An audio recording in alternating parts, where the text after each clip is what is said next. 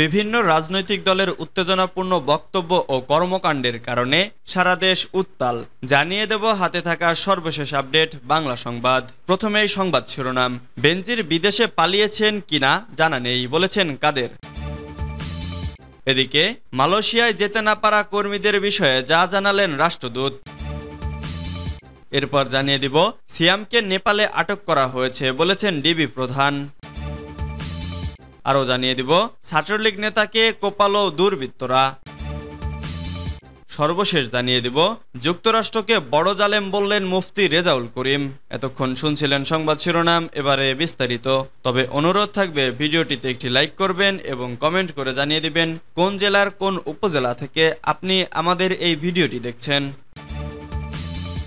বেনজির বিদেশে পালিয়েছেন কিনা জানা নেই, বলেছেন কাদের। পুলিশের সাবেক পরিদর্শক বেনজির আহমেদ ব্যাংক অ্যাকাউন্ট থেকে টাকা তুলে বিদেশে পালিয়ে গেছে কিনা তা জানা নেই বলে মন্তব্য করেছেন আওয়ামী লীগের সাধারণ সম্পাদক ওবায়দুল কাদের। তিনি বলেছেন, যারা দুর্নীতি করেছে সবার তথ্য প্রধানমন্ত্রীর কাছে আছে, দুর্নীতিবাজরা বিচারের আওতায় আসছে। শুক্রবার 31শে মে রাজধানীর ধানমন্ডিতে আওয়ামী লীগ সভাপতির কার্যালয়ে সাংবাদিকদের সঙ্গে আলাপকালে এক প্রশ্নের জবাবে একথা বলেন সেতুমন্ত্রী। বিএনপি নাকি আজিজ ও বেনজিরের মতো দুর্নীতিবাজদের তালিকা করছে। এ বিষয়ে জানতে চাইলে ওবায়দুল কাদের বলেন, বিএনপি দুর্নীতিবাজদের তালিকা করলে প্রথমেই আসবে তাদের নেতাদের নাম, কারণ তাদের অধিকাংশ নেতাই দুর্নীতিবাজ। দেশের টাকা বিদেশে পাচার করেছে, হাওয়া ভবন তৈরি করেছে, বিদ্যুতের খাম্বা লাগিয়ে বিদ্যুৎ দেয়নি, সব টাকা দুর্নীতির মাধ্যমে নিজেদের পকেটে ভরেছে। তিনি বলেন, সারা বিশ্বের অর্থনৈতিক অবস্থা ভালো নয়, বাংলাদেশও সে চ্যালেঞ্জ মোকাবেলা করে এগিয়ে যাচ্ছে। তবে আমাদের হতাশ হওয়ার কিছু নেই, সম্ভাবনা আছে বলেই বিশ্বব্যাংক ও IMF বাংলাদেশকে সাপোর্ট করছে। বিএনপির গণতন্ত্রকে কারফিউ উল্লেখ করে ক্ষমতাসীন দলের সাধারণ সম্পাদক বলেন, বাংলাদেশ ছাড়া অন্য দেশের গণতন্ত্র, নির্বাচন ও মানবাধিকার নিয়ে কথা বলে না পশ্চিমারা। বিএনপির গণতন্ত্র ছিল কারফিউ গণতন্ত্র। বিএনপি গণতন্ত্রকে ধ্বংসের কিনারায় নিয়ে গিয়েছিল, নির্বাচন ব্যবস্থাকে প্রহসনের রূপ দিয়েছিল বিএনপি।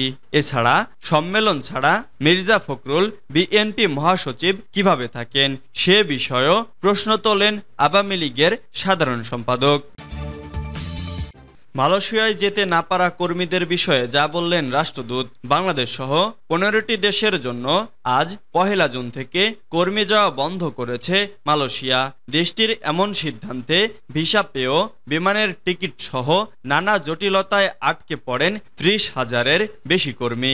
এমন পরিস্থিতিতে মালয়েশিয়ায় নিযুক্ত বাংলাদেশের রাষ্ট্রদূত মোহাম্মদ শামীম আহসান জানিয়েছেন, নির্ধারিত সময়ে দেশটিতে যেতে না পারা কর্মীদের নিয়ে যাওয়ার ব্যাপারে চেষ্টা অব্যাহত রাখবে কুয়ালালামপুরের বাংলাদেশ হাই কমিশন। শুক্রবার রাতে কুয়ালালামপুর বিমানবন্দর পরিদর্শন করে রাষ্ট্রদূত গণমাধ্যমকে বলেন, যারা ভিসা পেয়ে মালয়েশিয়ায় আসতে পারেননি তাদের নিয়ে আসার ব্যাপারে হাই কমিশনের পক্ষ থেকে চেষ্টা অব্যাহত থাকবে যেন তাদের দ্রুত নিয়ে আসা যায়। শামীম আহসান বলেন, 5,27,000-এর বেশি ডিমান্ড লেটার সত্যায়ন করেছি। এ পর্যন্ত 4,72,000-এর বেশি কর্মী মালয়েশিয়াতে এসেছে। আমরা নিয়োগ কর্মকর্তাদের সঙ্গে যোগাযোগ রাখছি, তারা যেন এসে এখানে কাজ পায়। 31 মের পর বাংলাদেশ সহ 15টি দেশ থেকে আর কোনো শ্রমিক মালয়েশিয়ায় ঢুকতে না দেওয়ার ঘোষণা দিয়েছে কুয়ালালামপুর। দেশটির এমন সিদ্ধান্তে পরিবর্তন না আসার কথা বৃহস্পতিবার সাংবাদিকদের জানান ঢাকায় নিযুক্ত মালয়েশিয়ার হাই কমিশনার হাজনা মোহাম্মদ হাসিম। সিয়ামকে নেপালে আটক করা হয়েছে বলেছেন ডিবি প্রধান।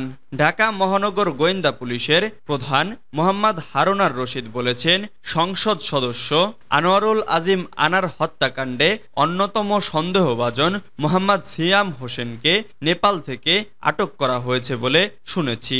শনিবার 1 জুন সকালে নেপালের উদ্দেশ্যে দেশ ছাড়ার আগে ডিবি প্রধান এসব তথ্য জানান। তিনি বলেন, নেপালের পুলিশ তাকে আটক করেছে। হয়েছে। গত বৃহস্পতিবার ৩০ মে নেপাল পুলিশ তাকে আটক করেছে বলে বিষয়টি নিশ্চিত করেছে ঢাকা মহানগর গোয়েন্দা পুলিশ।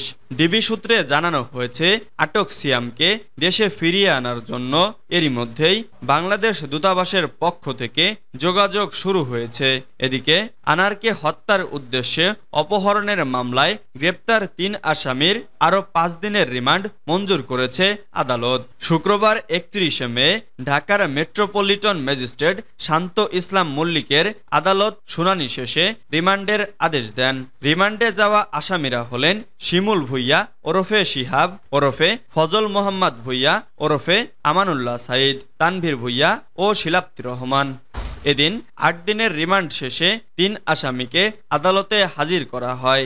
এ সময় মামলা তদন্তকারী কর্মকর্তা ও ডিবি পুলিশের সহকারী কমিশনার মাহফুজুর রহমান ফের তাদের ৮ দিনের রিমান্ডে নিতে আবেদন করেন। শুনানি শেষে আদালত প্রত্যেকের ৬ দিনের রিমান্ড মঞ্জুর করেন। এর আগে গত ২২ মে শেরেবাংলা নগর থানায় নিহত সংসদ সদস্যের মেয়ে মুমতারিন ফেরদৌস ডরিন বাদী হয়ে অপহরণ মামলাটি দায়ের করেন। ছাত্রলীগ নেতাকে কোপালো দুর্বৃত্তরা। মৌলভীবাজারের কুলাউড়া উপজেলা ছাত্রলীগ সভাপতি নিয়াজুল তায়েফকে ধারালো অস্ত্র দিয়ে কুপিয়েছে দুর্বৃত্তরা। শুক্রবার ৩১ মে রাত ৯টার দিকে উপজেলার কাদিপুর ইউনিয়নের পেকুর বাজারে এ ঘটনা ঘটে। তায়েফের চাচাতো ভাই আফিকুল ইসলাম হাদি জানান, রাত ৮:৩০টার দিকে নিত্য প্রয়োজনীয় জিনিসপত্র কিনতে বাড়ি থেকে স্থানীয় পেকুর বাজারে যান তায়েফ। পরে বাড়ি ফেরার সময় একজন তার মোবাইলে ফোন দিয়ে পেকুর বাজারের পাশে একটি রাস্তায় যাওয়ার জন্য বলে। তায়েফ ওই জায়গায় যাওয়া মাত্রই ৫ থেকে ৭ জন দুর্বৃত্ত কোনো কিছু বুঝে ওঠার আগেই তায়েফকে লাঠিসোঁটা দিয়ে মারধর ও ধারালো অস্ত্র দিয়ে মাথায় কুপিয়ে পালিয়ে যায়। পরে স্থানীয়রা রক্তাক্ত অবস্থায় তাকে উদ্ধার করে উপজেলা স্বাস্থ্য কমপ্লেক্সে পাঠায়। স্বাস্থ্য কমপ্লেক্সের কর্তব্যরত চিকিৎসক ডক্টর মাহফুজুর রহমান জানান, তায়েফের মাথায় আঘাতের ফলে রক্তক্ষরণ হয়েছে। প্রাথমিক চিকিৎসা দিয়ে তাকে ছেড়ে দেওয়া হয়েছে। এ বিষয়ে জানতে কুলাউড়া থানার ওসি মোহাম্মদ আলী মাহমুদের মোবাইল ফোনে একাধিকবার কল দিলেও সেটি রিসিভ হয়নি। যুক্তরাষ্ট্রকে বড় জালেম বললেন মুফতি রেজাউল করিম। মার্কিন যুক্তরাষ্ট্র মানবাধিকারের নামে মানুষকে বোকা বানাচ্ছে বলে মন্তব্য করেছেন ইসলামী আন্দোলনের আমির মুফতি সৈয়দ মুহাম্মদ রেজাউল করিম। তিনি বলেছেন, মূলত তারাই জালেম। শুক্রবার ৩১ মে দুপুরে ফিলিস্তিনে ইসরায়েলের চালানো নৃশংস প্রতিবাদে আয়োজিত ইসলামী আন্দোলনের গণমিছিলের আগে অনুষ্ঠিত সমাবেশে তিনি এ মন্তব্য করেন।